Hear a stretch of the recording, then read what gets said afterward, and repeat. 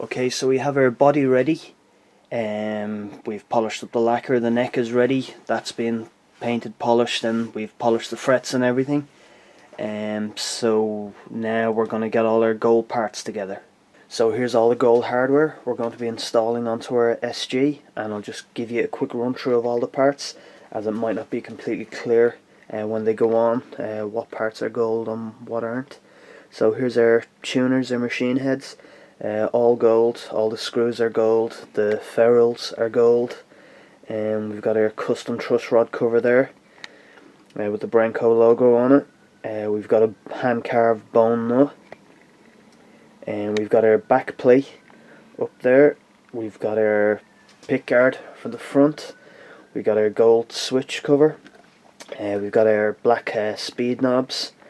We've got our gold Bigsby tremolo. We've got our gold roller bridge. We've got all our different pickguard screws and backplate screws and all gold. Our neck bolts and the neck ferrules are gold as well. And then we've got our gold pickups. That's pretty much all the gold parts that are going to be going on, so we'll end up with quite a bling looking guitar. So our first step as part of our final assembly is we're going to install the tuners. So our front ferrules are ready to go in. Have most of them in. They just go in just pressure fit, so just a small push and they stay in place. Some of them have some paint and stuff built up inside in the holes, so we just use their reamer here just to open up the hole slightly to allow the ferrules to slip in nice and easily.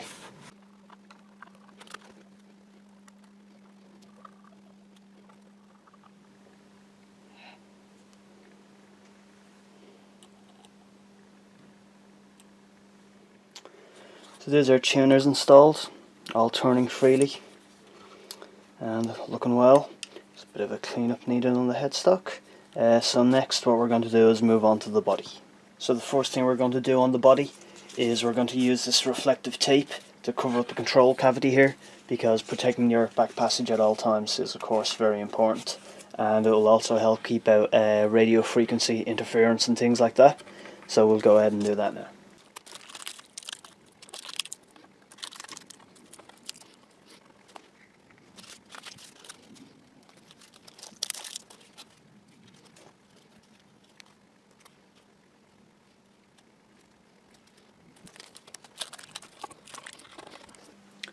So that's our rear control cavity, all shielded, and the reason for the little lip of shielding tape coming up around the edge is that the back of the control plate also is covered in shielding, so when the two go together it makes like a completely sealed, technically a Faraday cage to prevent any RF interference coming in or going out. So our next step is going to be to install the pickups.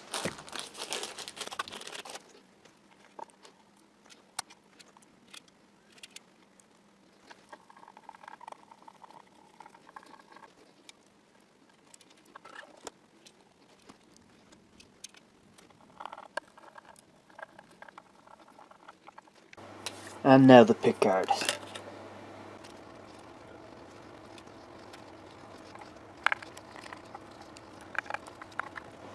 Next we're going to just simply screw in our bridge posts, but we're not going to put the bridge itself in because it's a floating bridge that just sits on top, and it will constantly keep falling out if we're moving the guitar around and that.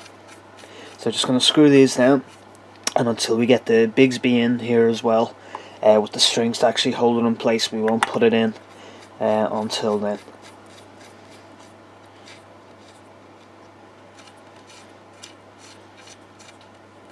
But here's just a quick idea of how it'll look. So a good bit of movement there, and we'll once we have our Bigsby in, that'll hold it in place and it won't keep falling out every time we turn the guitar over to do anything. So just one addition we've had to make to the top of the body and to the electronics. The original output jack no longer fitted because we changed the thickness of the top with the paint and the lacquer and everything else. So we've just added this gold plate here that gives us this recess that allows the jack to stick up a bit more. And it's not what we originally planned, but it actually turned out quite well because It means more gold on the top. It looks quite nice, and it just means that it's a lot easier to get access to the jack now, rather than just having a very small amount poking up. We've got the full depth now, so that should stay in place a lot better than just if we had a nut on it that was just merely holding the first 1 or 2 threads. So that was a happy mistake, and luckily we had the part as well.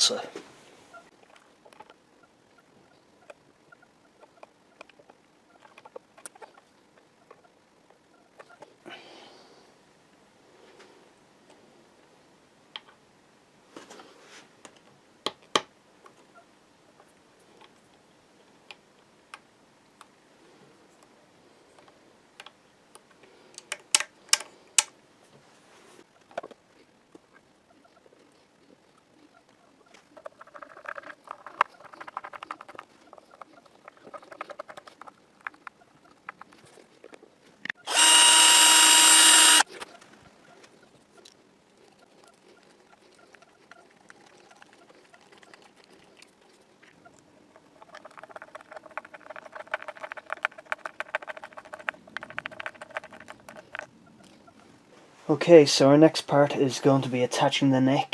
This is going to be a little fiddly in that, so I'll just keep the recording going, but you might get some bad angles and stuff just of my arms and that kind of thing, but we'll press on anyway.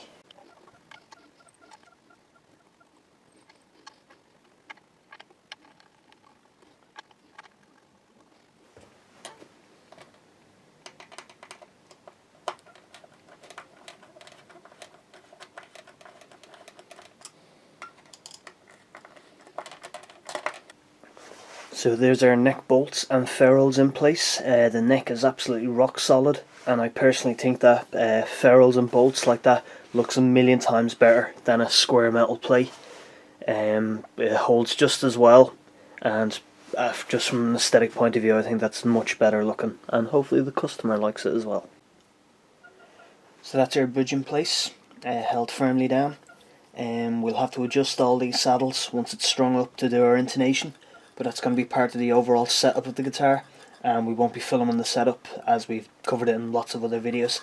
It's just all the minor adjustments and stuff, so we'll be doing that as part of the setup.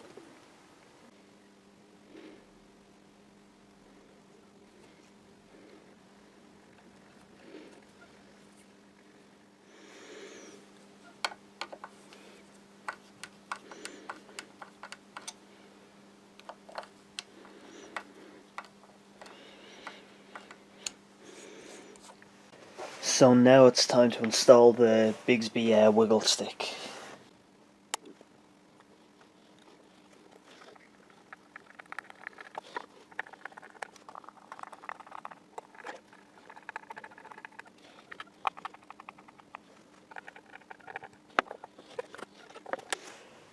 So now we're going to begin stringing her up, and just trying to get some tension on the spring in the Bigsby. Just to hold everything in place. So there's a lot of tension needed to keep it down. So there'll be a bit of backwards and forwards in that, so I'll just kind of breeze through it and bring it back when it's all done.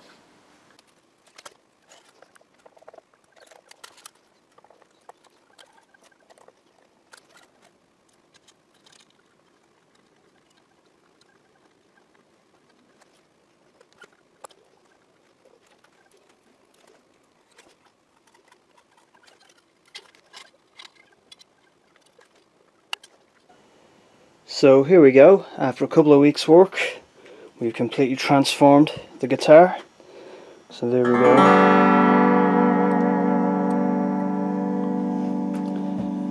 So we've got, so the wiggle stick works anyway. We've got our gold pickups, our speed knobs, our gold control switch, our gold output jack, and we've got gold screws on everything. Got a gold strap button here. So the neck is totally refinished, and we polished the frets and oil the fingerboard. We've got our custom brain coat truss rod cover. We've got our gold machine heads, and all in all we've got one gorgeous looking guitar. So Just ready to pack it up now and ship it off to its owner.